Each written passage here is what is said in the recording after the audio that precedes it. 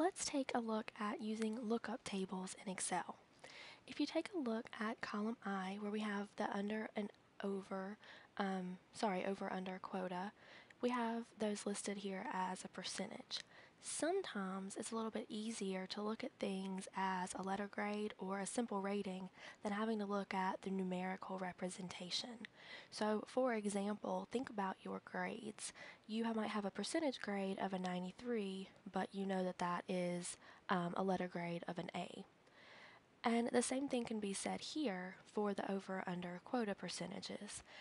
Instead of having 75%, that salesperson might be rated with a standing of bronze, silver, or gold. And there is a way using lookup tables to have Excel put those standings in for us using a function known as the VLOOKUP function. So lookup tables contain functions that allow you to assign rankings, and two of the most common lookup functions, which are going to be useful to us when we use lookup tables, are HLOOKUP and VLOOKUP. The HLOOKUP function is used when the table direction is horizontal, and the VLOOKUP function is used when the table direction is vertical, as you can see here. And both functions look up a value in a lookup table and return a corresponding value from the table to the cell that contains the function. And you can see the example syntax of the VLOOKUP function here.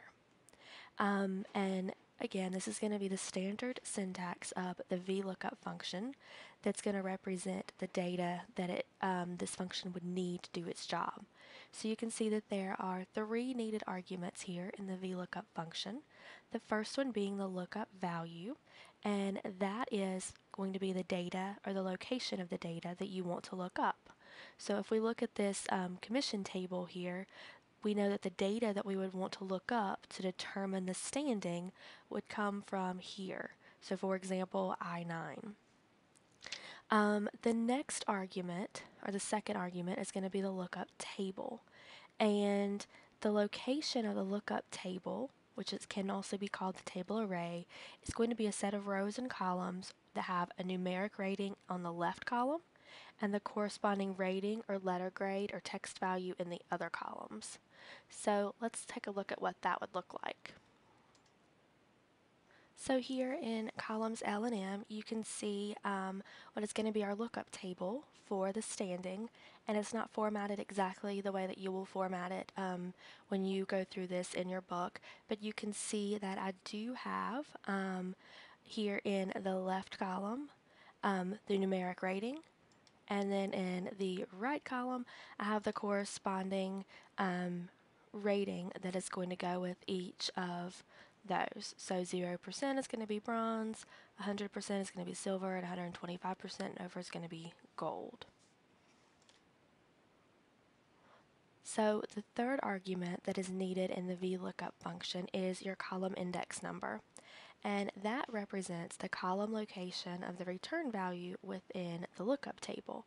And in this project, that is going to be column 2.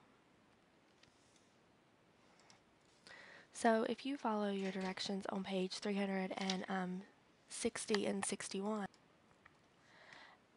and then starting on page 362, you have your directions to create or use your VLOOKUP function.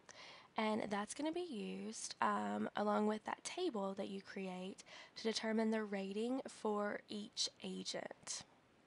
So to do that, you are going to head over to cell J9, and you're going to actually create the VLOOKUP function. So we're going to have equals VLOOKUP, and you can see that it's going to try to autocomplete that for me, which is absolutely fine. And remember that that first argument is where we are going to be telling the function where the lookup value is located, which we said previously is here in I9.